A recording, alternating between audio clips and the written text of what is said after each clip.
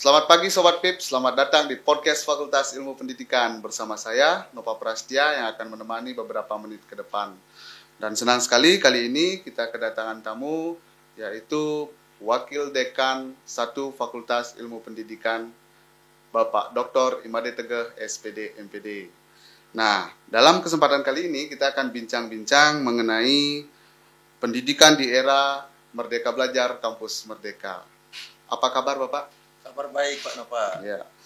Kesibukannya akhir-akhir ini apa Pak? Ya, menjalankan tugas sebagai wakil dekan bidang akademik, kemudian di bidang penelitian, pengabdian pada masyarakat, pendidikan dan pengajaran. Ya. Nah, sebelum lanjut ke topik, saya ingin tahu pandangan Bapak sebagai dosen dan juga selaku pimpinan di Fakultas Ilmu Pendidikan, pendidikan di masa pandemi itu seperti apa sih Pak menurut Bapak? Pendidikan di masa pandemi itu menyesuaikan dengan situasi dan kondisi, sehingga kita mengikuti surat edaran dari Bapak Rektor dan juga dari kementerian, ya, sehingga pembelajaran berlangsung secara daring, ya, tidak diizinkan untuk melakukan pembelajaran secara tatap muka atau luring. Ya, ya. Nah, sekarang ini di dunia pendidikan itu saya mendengar lagi marak-maraknya ada yang namanya Merdeka Belajar Kampus Merdeka. Sebenarnya Merdeka Belajar Kampus Merdeka itu apa sih? Program Kampus Merdeka dan Merdeka Belajar itu sendiri adalah suatu program yang memberi kesempatan kepada seluruh mahasiswa, ya, untuk bisa mengenyam pengetahuan, pengalaman di luar kampus, ya. Jadi 1 semester di luar prodi di dalam perguruan tingginya, 1 semester lagi di luar prodi di perguruan tinggi lain, dan 1 semester di dunia kerja atau industri. Ya. Berarti Merdeka Belajar Kampus Merdeka ini merupakan kebijakan pemerintah? Ya, benar sekali Pak Nova. Merdeka Belajar Kampus Merdeka adalah kebijakan dari Kementerian Pendidikan dan Kebudayaan sebagai implementasi dari Permendikbud nomor 3 tahun 2020 tentang Standar Nasional Pendidikan, kemudian didukung lagi dengan surat edaran Mendikbud nomor 1 tahun 2020 tentang Merdeka Belajar. Ya. Berarti kalau seperti itu edaran ini merupakan kebijakan atau edaran dari pemerintah, berarti harus semua perguruan tinggi melaksanakan program ini.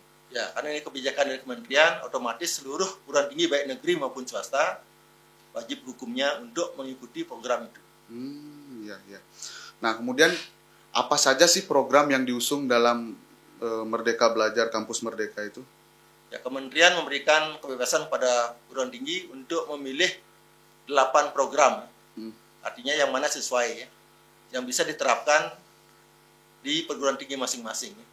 Ke-8 program Merdeka Belajar Kampus Merdeka tersebut antara lain asistensi mengajar di satuan pendidikan. Kemudian ada KKN tematik atau membangun desa, kemudian ada riset atau penelitian, dan ada proyek kemanusiaan, ada pertukaran pelajar, ada magang atau praktik di dunia kerja, ada kegiatan wirausaha, dan ada studi atau proyek mandiri. Nah, dari beberapa program itu saya mendengar tadi ada asistensi mengajar gitu. Berarti ini mahasiswa itu langsung ke sekolah untuk ikut mengajar seperti itu? Ya. Program asistensi mengajar di satuan pendidikan memberi kesempatan pada mahasiswa untuk terjun di sekolah mitra, ya, membantu tugas-tugas guru di lapangan, ya, menyiapkan administrasi, media, mengajar, ya. Jadi menjadi teman guru dalam mengajar di satuan pendidikan selama 1 semester, ya. Jadi mahasiswa tidak kuliah di kampusnya, tetapi mereka melaksanakan tugas asistensi mengajar di satuan pendidikan dengan pengakuan SKS atau ekuivalensi 20 SKS. Jadi mereka tidak double ini. Jadi mahasiswa yang ikut program ini sangat bagus, dapat pengalaman langsung, tapi tidak ikut kuliah, ya. Sehingga nanti kuliah-kuliah yang diprogram di semester itu diakui 20 SKS. Inilah keuntungan, ya. Jadi tidak perlu ikut kuliah, tapi mencari pengalaman langsung diakui sebagai nilai kuliah. Itu namanya ekuivalensi mata kuliah. Oh, berarti mahasiswa tidak dibebani lagi dengan tugas-tugas mata kuliah itu, ya? Tidak, tetapi memang di program asistensi mengajar nanti di lapangan itu agendanya atau program kerjanya itu dikaitkan dengan kompetensi atau capaian pembelajaran di mata kuliah yang diprogram. Iya. Nah, untuk di Fakultas Ilmu Pendidikan sendiri, dari 8 program itu sudah berapa program yang berjalan, Pak? Nah, selama ini yang telah berjalan ada beberapa. Yang pertama itu asistensi mengajar di satuan pendidikan. Kemudian ada kegiatan membangun desa atau KKN tematik, dan yang ketiga adalah pertukaran pelajar. Ya. Nah, untuk pertukaran pelajar itu berarti kita kan sudah ada kerjasama sebelumnya dengan perguruan tinggi lain, atau memang setelah adanya MBKM ini baru mengadakan kerjasama? Nah, itu keduanya terjadi ya. Artinya begini, untuk pertukaran pelajar, jauh hari sebelum adanya program MBKM sudah berjalan di Fakultas Pendidikan ya. Nah, dengan mitra-mitra yang sudah lama kita jalin ya. Kemudian di program yang baru ini ada beberapa mitra baru ya. Sehingga kita semakin banyak punya mitra untuk melakukan pertukaran pelajar. Ya. Berarti pertukaran itu masih di tingkat nasional. Nah, ada dua. Ada di tingkat nasional seperti Permata Sakti. Kemudian ada di tingkat fakultas sendiri yang digagas oleh keempat prodi di lingkungan Fakultas Pendidikan. Ya. Nah, sebelum ke pertanyaan terakhir nih, ke pertanyaan terakhir, saya ingin tahu kalau di Fakultas Ilmu Pendidikan sendiri berarti dibentuk tim khusus untuk melaksanakan kegiatan MBKM ini. Ya, benar.